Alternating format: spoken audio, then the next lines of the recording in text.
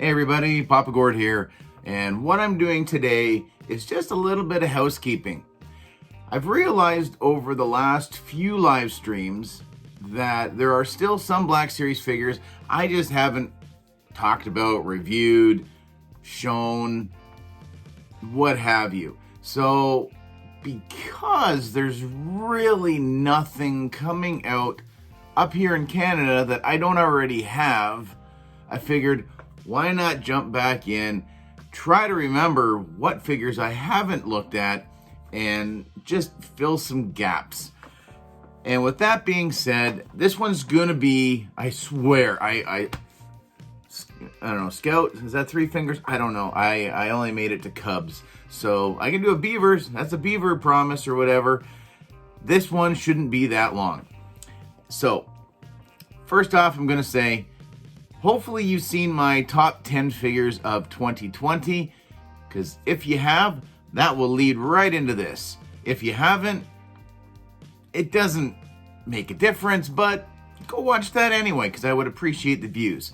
And before we get too far as well, how about just thumbs up the video would be great. I'm so horrible for forgetting to ask, like at the end of the video where most people don't watch all the way through. So if you can, just take a minute, comment, share, like, subscribe. Holy man, you guys are crushing that.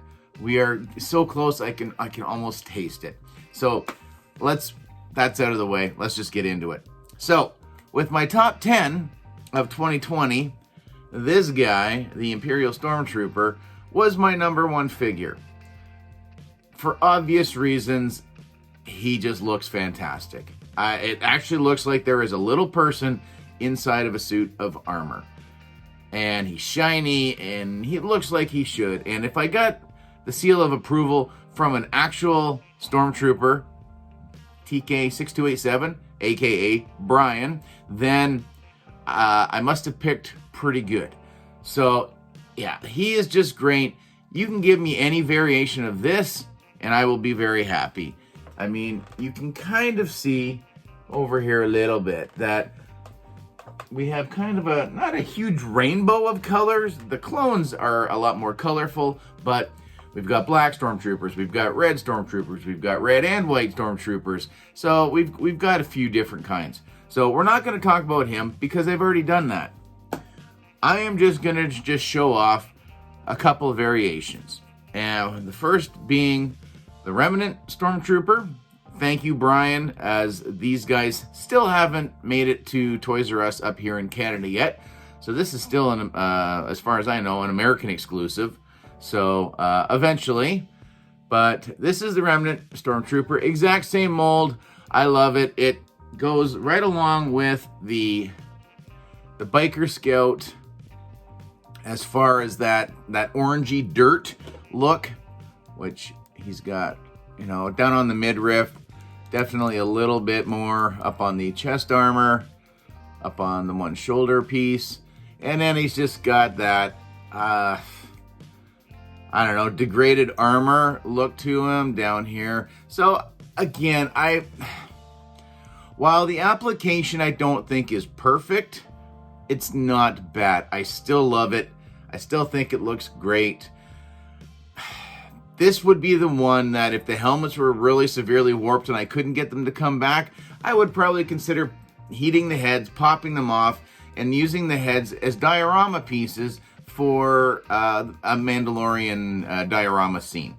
The Hot Toy original Mandalorian does have a few empty Stormtrooper buckets sitting on pikes, so that could be a good use for them if you're not overly thrilled with the deco.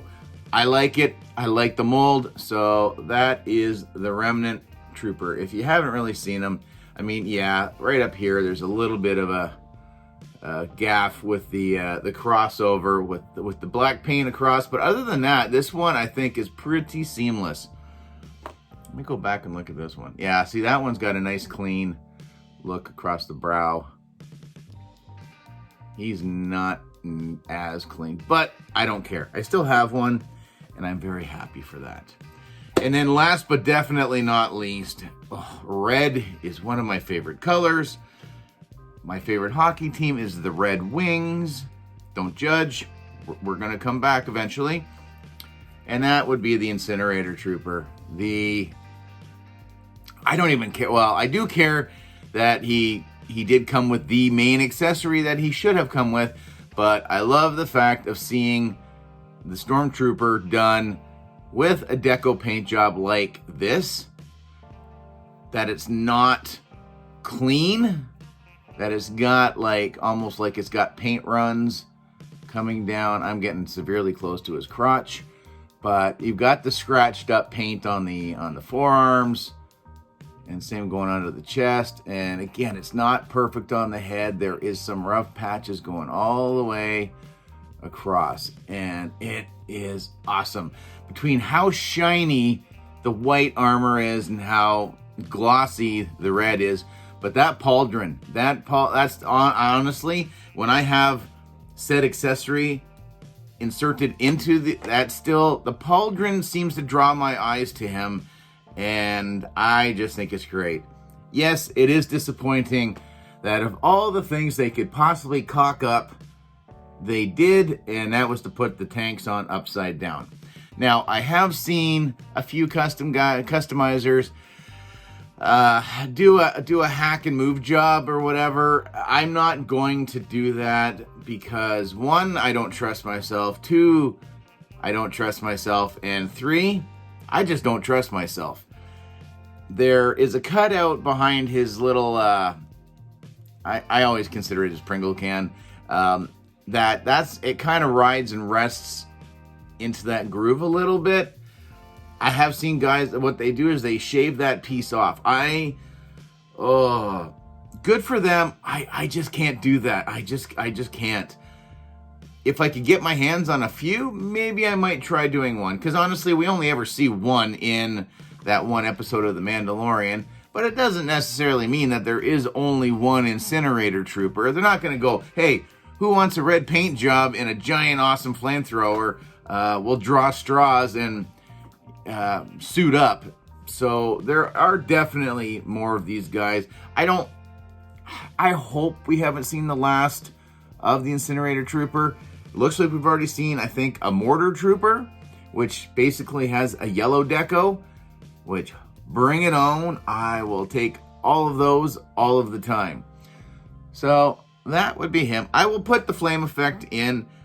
He's a little tricky, I will say, for the balance, because as pliable as, I'll put him down, this has got some bend, so it's not like super heavy like plastic. This is more, I don't know, it's a soft plastic, kind of a rubber, but it just got the exact points on it, and